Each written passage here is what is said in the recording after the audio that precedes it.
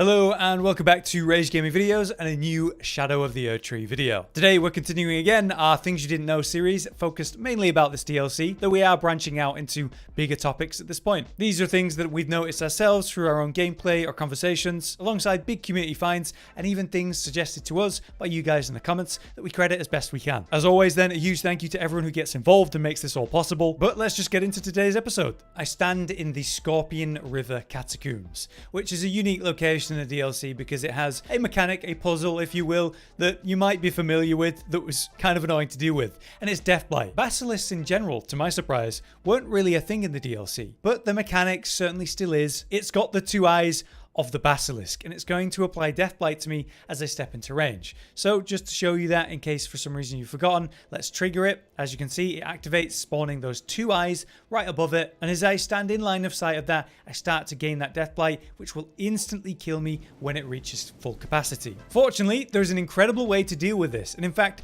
multiple ways you can deal with this thanks to a commenter who's been featured in the series before. It's Doomtree. So thank you for the detailed list of options that you can do for this. It's pretty cool. What you can do is obscure yourself. So there's an original item that you can use as a tool, the Mimic's Veil. It consumes a little bit of FP to mimic nearby objects. It's very fun for invasions and silliness with that, but it does clearly have some uses in normal gameplay. So for a tiny amount of FP, you can turn yourself into a relevant item. I've turned myself into an empty coffin, I guess. So in this disguise, I should be able to walk in front of it, yes, in its line of sight, and it is not going to activate. So obviously it's going to give me a list of random things to transform into, and it's going to, not provide the Blight buildup even though I'm in its line of sight, providing us with an easy way to bypass some of these more annoying sections in this specific place. Be aware with that you can't roll or sprint or anything like that, as it will break the illusion, but there are other methods you could use. I've got a dagger equipped with the Assassin's Gambit, which will mask the user's presence at the cost of the inflicting wound you use it, so it's near invisibility, makes you silent. So I'll just apply that, take a little bit of damage, I go slightly invisible as you can see, a little bit of see-through, and yeah, I'm able to walk in front of it without it triggering in much the same way. So there's multiple options you have. Of course, there are other ways you could go for that semi-invisibility, such as sorcery if that's more your thing, like unseen form. So obviously there's quite a few ways to obscure yourself and prevent them building up that deathblight. And while this first one at the entrance is fine to just run past, there's quite a few here that can be really annoying. So pretty cool to have multiple options. One addition I want to show you as I go over to that to display that is the fact that Assassin's Gambit and other such things, they have a limited range to them. So at this distance, I'm not getting any build-up, but as I get closer to it, I will actually start getting build-up again. That's why I think Unseen Form and Assassin's Gambit are probably the better options for doing this. But there was actually another tip from Doomtree that I wanted to check out too. Apparently, you can kill these eyes if you can get up close to them by using Destined Death or Fear's Miss. So that's why I've got the Black Knife equipped with the Blade of Death. That's Destined Death. But in testing, I've been unable to recreate that. So more information, or if you guys know what he meant by that, let me know. I'm able to hit the eyes with it and it doesn't seem to do anything, and the statue itself is also seemingly unattackable with this effect, just like any physical weapon. Still, it's definitely a useful tip for the Mimic Veil, Assassin's Gambit, or Unseen Form. Those tricks definitely do work and have made it easier getting to this point to show you this footage, so definitely recommend it for at very least this catacomb. Alright, so for our next thing, I stand here in the Midra Manse because I want to talk about Midra. This is the main topic here. Now with Midra and a lot of different types of content in the game, there's a lot of VFX. In the case of Midra, obviously it's frenzy based, and there's a lot of explosive stuff going on here. There's one main special attack where he goes up into the air and slams down with that big frenzy explosion. But what's great about this is not only what's really going on underneath that, but some interesting cut content that they seemingly have not used for this fight in particular. For this one, I want to credit the Twitter user, the Slowest Henry, or Henry. I'm not sure how to pronounce it if it's not Henry, but brilliantly they've basically posted a bunch of different details about the model of Midra, and from that we've been able to look at animations and even glean new information. So take this special massive bonk explosion that he does, have a watch of this, and also importantly, listen to it.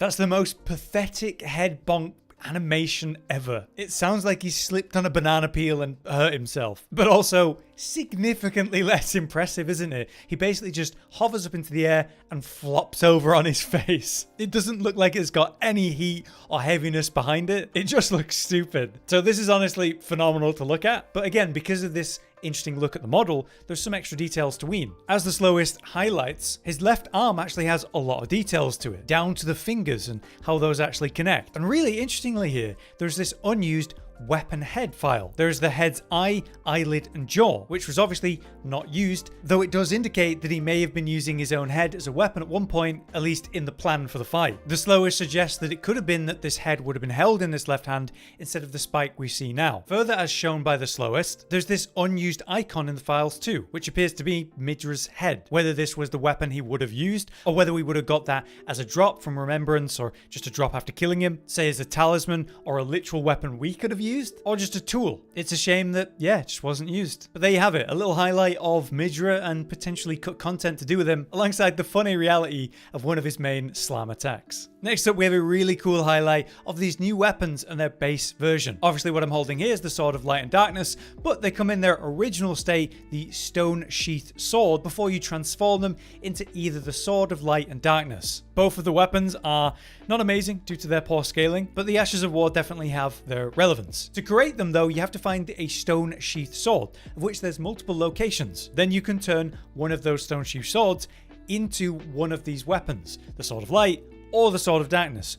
One per playthrough. Unless you have a friend drop you another Stone Sheathed Sword. If you're unaware, as a little bonus thing, you can infinitely change a Sword of Light to Darkness and then a Darkness to Light back to back to back by just revisiting the altars. Nothing stops you from doing that. And pretty cool, say you upgraded it all the way to +10 or whatever, it maintains its upgrade level when you swap it from Light to Darkness and back to back. Just a cool mechanic to be aware of. But in any case, the actual weapon we're talking about is the base one, the Stone Sheathed Sword. Because we've actually seen this model before, as realized by the Reddit user Scrumptious and their post about this topic. They highlighted that we've seen literally the one-for-one same model in the original game, all over the original game. And if you don't realize what I'm talking about, I'm actually talking about the stone monuments that are all over the lands between, that provide us with interesting lore relevant to the location and the characters that were involved here. That's right, when you look at the Stone Sheathed Sword and compare it directly to this one, you can see that it's literally the same model that they have used for this. They just took a model they already made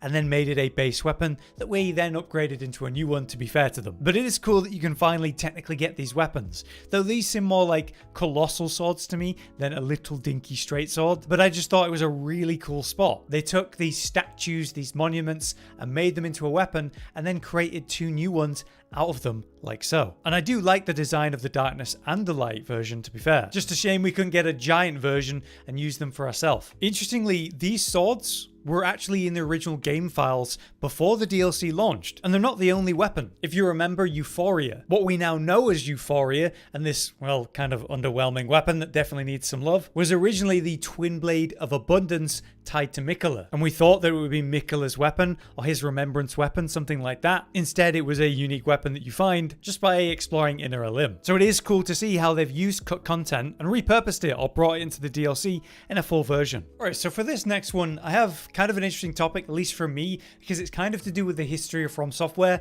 and their in-game tutorials, which sometimes, you know, they hit.